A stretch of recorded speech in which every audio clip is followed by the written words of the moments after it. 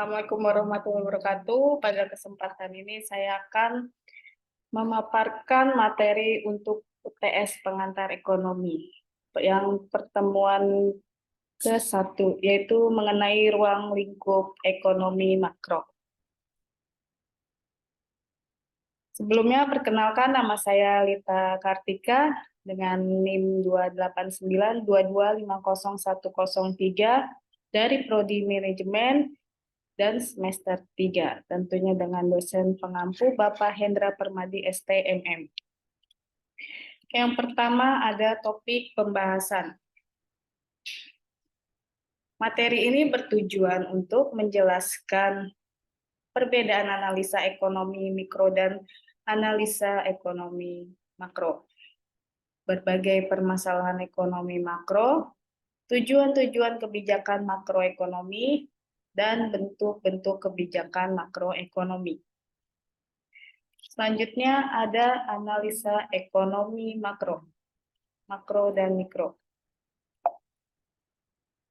Ekonomi mikro dan makro adalah bagian daripada teori ekonomi, sedangkan yang dimaksud dengan ekonomi teori adalah ilmu yang menganalisa tentang kebutuhan antara variabel-variabel ekonomi. Variabel-variabel ekonomi yang dimaksud dapat bersifat mikro ataupun makro. Guna memahami kedudukan dari analisa ekonomi mikro dan makro dalam ilmu ekonomi dapat dilihat di gambar berikut. Di sini ada ilmu ekonomi, dan ilmu ekonomi itu terdapat ekonomi teori, dan ekonomi teori itu terdiri dari ekonomi deskriptif dan ekonomi terapan. Di dalam ekonomi teori terdapat dua ekonomi, yaitu ekonomi mikro dan ekonomi makro.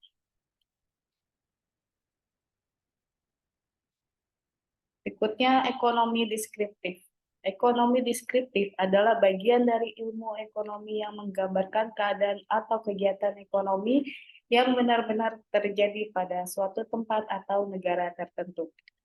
Teori ekonomi pada dasarnya dibagi menjadi teori ekonomi mikro dan teori ekonomi makro. Baik ekonomi mikro maupun teori ekonomi makro, kedua-duanya mempelajari masalah-masalah ekonomi. Selanjutnya, ekonomi mikro. Mempelajari kegiatan-kegiatan ekonomi dari unit-unit ekonomi individual, yaitu individu sebagai konsumen, individu sebagai pemilik faktor produksi, maupun individu sebagai produsen. Analisa ekonomi mikro terdiri dari teori harga, teori produsen, dan teori distribusi. Teori harga antara lain membahas tentang proses pembentukan harga oleh interaksi antara penawaran dan permintaan akan suatu barang dan jasa di dalam suatu pasar. Faktor-faktor yang mempengaruhi perubahan permintaan dan penawaran, hubungan antara harga dan permintaan dengan penawaran, bentuk-bentuk pasar, dan sebagainya. Teori produksi antara lain menganalisa tentang masalah biaya produksi, tingkat produksi yang paling menguntungkan bagi produsen yang harus dipilih oleh produsen agar tujuan untuk mencapai laba maksimum tercapai. Sedangkan teori distribusi membahas tentang faktor-faktor yang menentukan tingkat upaya tenaga kerja, tingkat bunga yang harus dibayar karena penggunaan modal, dan tingkat keuntungan yang diperoleh para pengusaha. Selanjutnya, ekonomi makro. Teori ekonomi makro ini lahir ditandai dengan keluarnya sebuah buku yang berjudul The General Theory of Employment, Interest and Money pada tahun 1937 yang ditulis oleh J.M. Keynes, ahli ekonomi Universitas Cambridge, Inggris. Dalam buku tersebut, Keynes menyajikan suatu teori yang menunjukkan bahwa pengangguran dapat terjadi dan bahkan untuk jangka yang tidak terbatas. Akhirnya, banyak ahli ekonomi yang menerima pendapat Keynes, dan kelompok ini disebut Keynesian economists. yang sampai sekarang diterima sebagai teori yang benar dan dipraktikkan di banyak negara. Berikutnya ada permasalahan ekonomi makro. Permasalahan kebijakan ekonomi makro mencakup masalah-masalah yang berkaitan dengan pengelolaan dan pengendalian perekonomian secara umum. Tugas pengendalian ekonomi makro adalah mengusahakan agar perekonomian bisa bekerja dan tumbuh secara seimbang, terhindar dari keadaan-keadaan yang dapat mengganggu keseimbangan umum tersebut. Ada 3 masalah ekonomi makro jangka pendek yang harus diatasi setiap saat. Ketiga masalah yang dimaksud adalah masalah inflasi, pengangguran, dan neraca pembayaran dan perdagangan. Yang pertama, masalah inflasi. Inflasi merupakan salah satu masalah ekonomi yang selalu dialami oleh hampir semua negara. Pembicaraan tentang inflasi selalu dikaitkan dengan kenaikan harga, karena hargalah indikator penting daripada inflasi. Walaupun inflasi tidak secara otomatis menurunkan standar hidup, namun inflasi tetap merupakan masalah karena 3 alasan. Yang pertama, inflasi dapat mengakibatkan redistribusi pendapatan di antara anggota masyarakat. Yang kedua, inflasi dapat menyebabkan penurunan efisiensi ekonomi. Yang ketiga, inflasi dapat menyebabkan perubahan output dan kesempatan ke dalam masyarakat. Berikut faktor-faktor penyebab pengangguran. Yang pertama, menganggur karena ingin mencari kerja lain. Yang di samping belum mendapat pekerjaan, ada juga yang sudah mendapat pekerjaan tapi ingin mencari kerja lain dikarenakan ingin mendapatkan salary yang lebih besar, ya, upah atau pendapatan yang lebih besar. Dan juga ketika mencari yang lain, belum tentu langsung mendapat pekerjaan.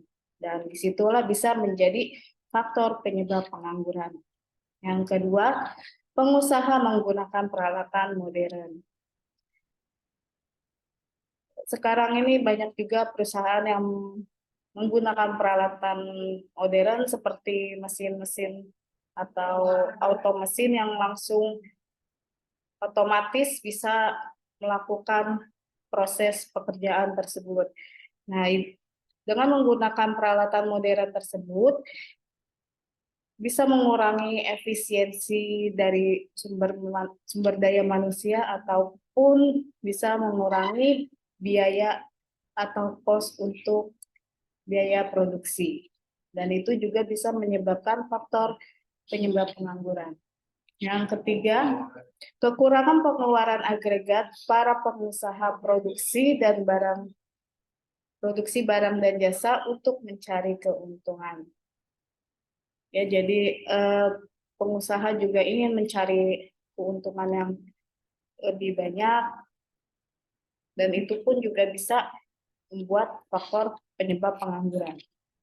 Yang keempat, ketidaksesuaian antara keterampilan pekerja yang sebenarnya dengan keterampilan yang diperlukan dalam industri yang ada.